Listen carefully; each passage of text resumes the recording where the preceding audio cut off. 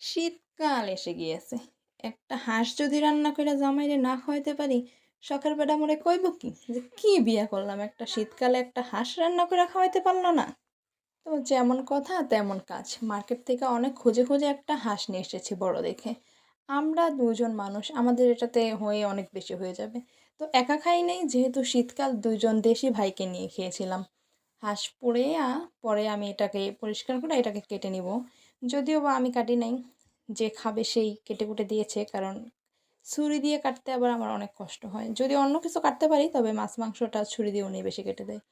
হাঁসটা এত মসলা দিয়ে আমি রান্না করছিলাম আর হাঁসটা এত মজা হয়েছিল, আমার জামাই তো আমারে বলতেছিল দেশে গিয়া হোটেল দিয়ে দিব যাতে আমি রান্না করে বিক্রি করতে পারি। পরে আবার বলতেছে যে না থাক, দরকার নেই, দেশে গিয়ে আবার হাঁসের মাংসের দোকান দিলে আবার ভাইরাল শাকিল আপার হাঁসের আবার ব্যবসায় লাল বাতি জ্বলে যাইব। এত মজা হয়েছিল এই হাঁসটা।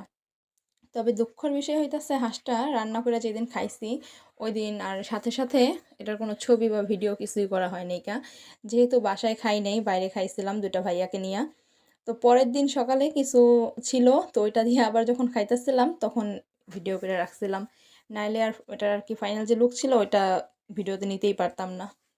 এই ছিল আমাদের হাঁসের ফাইনাল লুক। এটা অনেক সুন্দর হয়েছিল, অনেক মজা হয়েছিল। সবাইকে অনেক ধন্যবাদ। ভিডিওটা কোথায় কোথা থেকে দেখতেছেন কমেন্ট করে জানাই দিবেন। পেজটা ফলো করে দিবেন, সাবস্ক্রাইব করে দিবেন।